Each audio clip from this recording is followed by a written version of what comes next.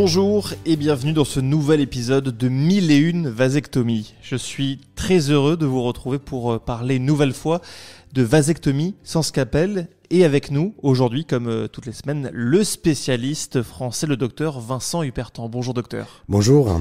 Vous êtes l'auteur du livre L'Encyclopénis et vous avez franchi en novembre 2023 la barre des 1001 vasectomies. C'est impressionnant. Comment est-ce qu'on en vient à devenir le spécialiste de la vasectomie sans scalpel ? Oui, c'est des histoires particulières. Vous savez, nous sommes tous formatés par nos histoires de vie, par des rencontres. On pense parfois que c'est le hasard. Or, je crois pas tellement au hasard. Je crois qu'au rendez-vous, qu'aux rencontres. D'ailleurs, Paul Éluard disait qu'il n'y a pas de hasard, il n'y a que des rendez-vous. Et comme dans une espèce d'analyse, si je regarde mon parcours, mon passé, chaque fois les choix majeurs de ma vie, du métier, de la spécialité, de l'intervention, c'était des rencontres uniques qui ont façonné et ont modifié à vie mon parcours. Alors, on va raconter votre rencontre avec la médecine qui, je crois, se passe au fin fond des Carpates. On le racontera dans un instant, mais je crois qu'avant de devenir médecin, vous vous posiez des questions. Vous ne saviez pas si vous vouliez être analyste, mathématicien, médecin, plein de questions. Voilà, racontez-nous un petit peu tous les choix qui s'offraient à vous. C'était, vous savez, je crois pas que avant 18 ans, on est capable de savoir ce que l'on aime. On pousse nos enfants à choisir le type de bac, la spécialité, le métier. Or, c'est très difficile parce que sait-on de la vie à 17 ans? C'est compliqué. Hein? Et dans mon pays, on devait à 18 ans savoir le métier. Donc à 18 ans, on vous pousse à choisir un métier que vous allez exercer toute votre vie. Et imaginons que tu rates le choix, finalement, c'est un métier qui est une corvée. En lycéen, j'étais un fou des mathématiques. J'ai toujours donné les maths, c'était du concret, c'était de l'analyse, c'était ma joie, c'était des mathématiques. Donc je voulais travailler dans le domaine de l'informatique. En même temps, on savait que durant le communisme, c'est plus facile d'être médecin. Hein, t'as plus d'opportunités, c'est un métier qui semble plus noble et qui est plus intéressant. Donc j'étais poussé par tout le monde, y compris par ma famille, à faire médecine, alors que moi-même, j'étais pas encore décidé à faire médecine. Alors je précise que vous êtes originaire de Roumanie, vous l'avez pas dit.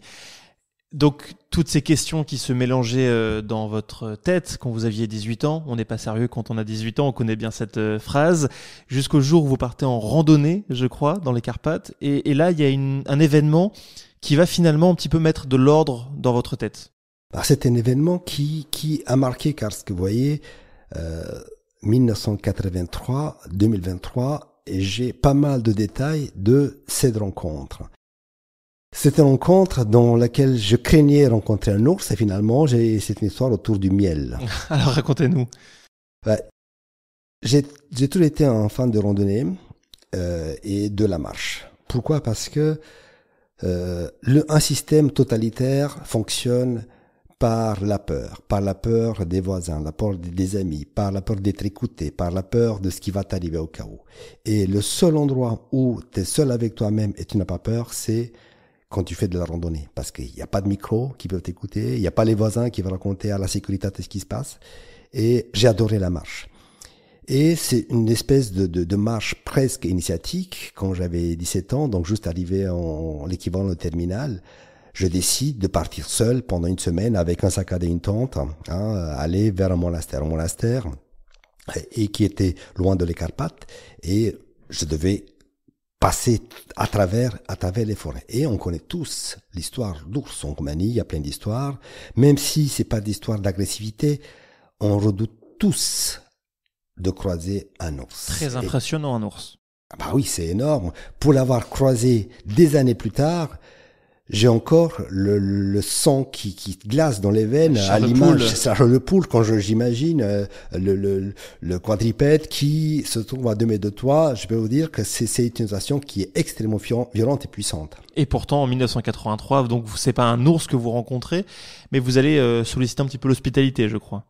Oui, parce que comme il fallait bivouaquer dans des endroits plutôt sécurisés, il y avait une auberge sur le chemin. Je demande si est-ce qu'il y a la place. Il n'y avait pas de place dans l'auberge parce qu'il y avait plein de pèlerins qui allaient pour la même monastère, c'était pour à l'Ascension en 83. Il n'y avait pas de place, donc je demande la permission de planter ma tente, ce que j'obtiens facilement. Je socialise avec des voisins dans un chalet, on parle avec une dame du métier, de la médecine, etc. Et il m'explique qu'elle est bien aimé que ses enfants fassent médecine. Bref, la nuit, elle est plutôt calme, mais j'arrive pas à m'endormir. Pourquoi? Parce que c'était la première fois où j'étais seul en lisière de forêt. Le grillage autour, c'était pas très solide. Il y avait des chiens qui ont aboyé en continu toute la nuit. Et j'arrive pas à m'endormir parce que voilà, la peur, elle est là, elle est très présente. Et vers 5 heures du matin, je crois, 3, 4 heures, 5 heures du matin, je sais pas exactement, j'entends des pas qui s'agitent autour. Je me dis, mais qu'est-ce qui se passe? Qu'est-ce qui se passe? Et au moment où je m'apprêtais à voir la pas de l'ours qui rentrait dans la tente, finalement, c'est le fils de la dame qui vient me chercher. Docteur, alors que 17 ans, t'es pas docteur. Vous n'étiez pas docteur encore. Ah, vous n'étiez même pas sûr de vouloir être docteur. Voilà, donc j'étais un peu étonné, j'étais un peu sonné d'ailleurs. Venez vite, ma mère s'est brûlée. Donc, comme pensait futur médecin que j'ai ce qu'il faut dans la trousse de premier secours, en fait je n'avais rien, j'avais pas juste de la gaz, pas grand chose d'autre, mais j'avais 2 ingrédients qu'on utilise souvent, c'était du lard et du sendou, parce qu'on sait que le gras est bon cicatrisant, et j'avais du miel. Le gras et le sendou, était plein de sel, donc j'ai voulu mettre sur la plaie, mais c'était pas terrible parce que du coup, je me suis rendu compte que ça brûle et il me restait que la solution du miel. Or, j'avais lu dans un livre d'aventure que le miel, c'est fantastique, c'est cicatrisant, ça aide, ça apaise. On n'avait pas tellement le choix.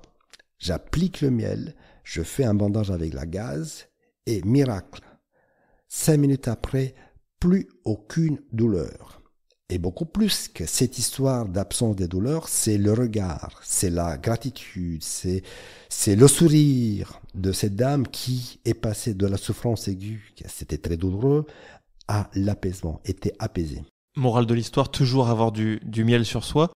C'est trop utile, y compris, c'est bon en randonnée, il faut avoir du miel parce que c'est très énergisant et en même temps, c'est bon à titre de cicatrisant. Est-ce que c'est cette histoire qui vous a donné envie de devenir, pour de bon, médecin?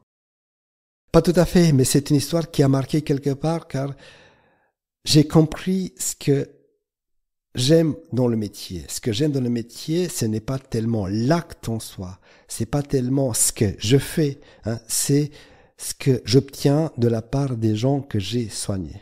C'est ce retour, ce remerciement, cette gratitude, ce regard qui est apaisé, c'est ça qui donne du sens au métier de médecin. Vous parliez tout à l'heure du regard de cette femme au fin fond des Carpates. Est-ce que ce regard, ce type de regard, vous l'avez retrouvé après au cours de votre métier de médecin, au cours de vos, par exemple, 1001 vasectomies? En fait, je crois que c'est ce regard, c'est ce que je cherche. C'est le regard que je cherche quand j'étais gynécologue, c'est le regard que j'ai cherché en étant urologue. Et ça m'a amené à la sexologie et plus tard à la vasectomie. Et c'est ce regard même que je cherche durant la vasectomie. Pourquoi? Parce que la vasectomie, elle est réalisable sous anesthésie locale. Donc vous avez quelqu'un qui est conscient, qui arrive avec des peurs et vous voyez son visage qui va se transformer. Avant, il a les traits tirés, il est pâle, il a peur, il transpire la peur. Et au bout de 10 minutes, de la durée de l'intervention, tous les traits, ça change. Et on rit au bloc, on fait des blagues. Et ce regard, à la fin de l'intervention, une espèce de gratitude, d'explosion de bonheur et c'est ce que je cherche en fait à chaque vasectomie. Et on aura l'occasion au cours des prochains épisodes de parler de tout ça, de votre parcours en tant que gynécologue, en tant qu'urologue, de toutes ces vasectomies, de comment on en vient à la vasectomie, comment ça se passe une vasectomie. On a beaucoup de choses à se raconter, docteur Hupertan. Juste avant de conclure ce podcast, si vous aviez un message pour les auditeurs, ce serait quoi? Le choix du métier, il faut être passionné. Si on est passionné par ce que l'on fait, ça c'est pas du travail.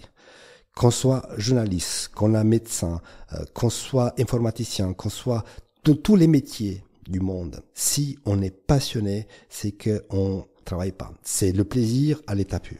Et on entend bien votre passion quand vous nous racontez vos histoires. Merci beaucoup, Dr Hupertan. Merci à vous. Chers amis auditeurs, on se retrouve très bientôt pour un nouvel épisode consacré à la vasectomie sans scalpel. Si vous avez aimé cet épisode de 1001 vasectomies, je vous invite à le partager sur les réseaux sociaux, à vous abonner également sur vos plateformes de podcast préférées.